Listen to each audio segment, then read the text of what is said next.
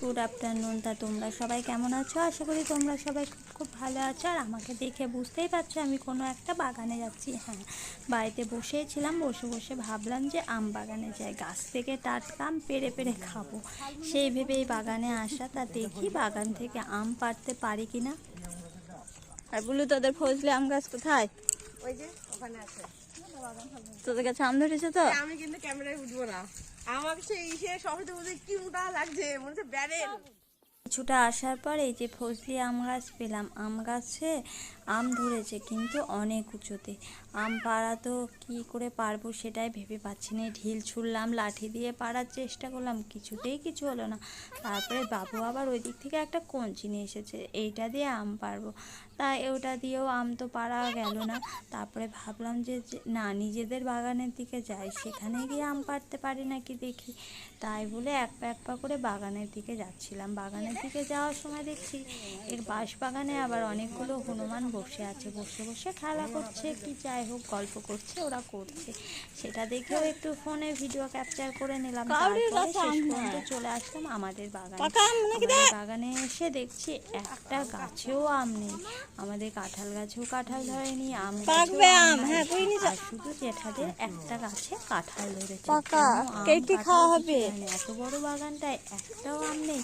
তাই দেখে আবার বাড়ির দিকে যাচ্ছিলাম। বাড়িতে যাওয়ার সময় এই যে এই নদীর ধারে একটু বসেছিলাম, আর দেখছি যে হালকা হালকা মেঘ উঠেছে। তাই বলছি যে তাড়াতাড়ি চ বাড়িতে যায়। আম আছে নাকি? আম কুড়াতে আসবো। আমি আবার ওকে বলছি যে আম কুড়োবি বাবা, ক্যামেরার সামনে যাবে না।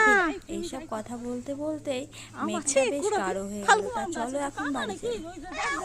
দেখো কেমন ঝড় মেঘ উঠে পড়েছে, ঝড় বৃষ্টি শুরু হয়ে গেছে।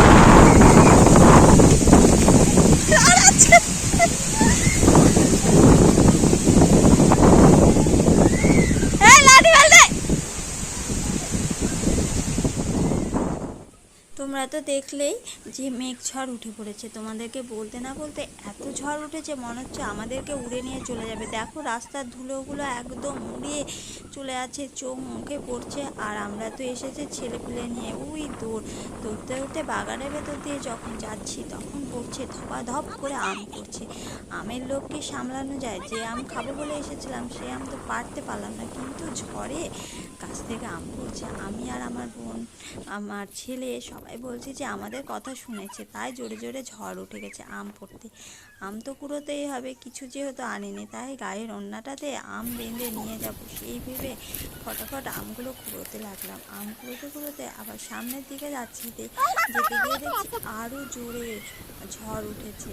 তাই ভাবলাম যে এখানে দাঁড়িয়ে কিছু আম কুড়ে নিয়ে আচার করা হবে বাড়িতে গিয়ে। তাই আমরা সবাই মিলে আম কুড়োতে লেগে গেলাম। বাগানে অনেক লোক আছে আম কুড়োনোর জন্য, তা ভয় সেরকম নাই, তাই আম কুড়োতে শুরু করে দিলাম।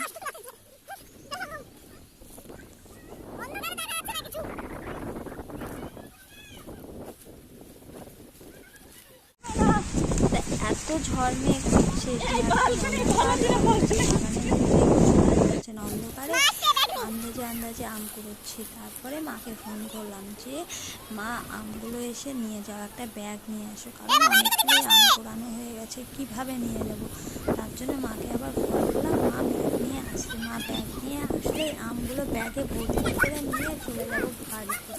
আর বাবু দেখো কত আনন্দ করছে, আম খাচ্ছে বলে কোথায় থেকে মা চলে আসছে।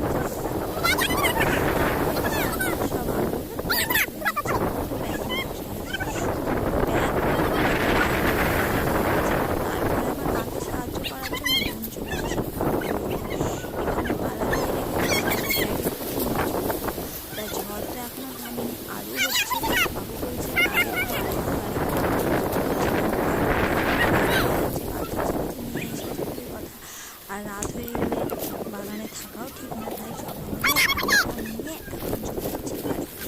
যাওয়ার সময় তো আবার ধপাধপ করছে, আবার নিয়ে যাবো এখন বাড়িতে। আর তোমরা তো বুঝতেই পারছো কেমন ঝড় হচ্ছে, এক আম হচ্ছে ঝড়ে উড়ে নিয়ে চলে যাবে। তা যাই আমাদের ভালো লাগে। মায়ে বলছে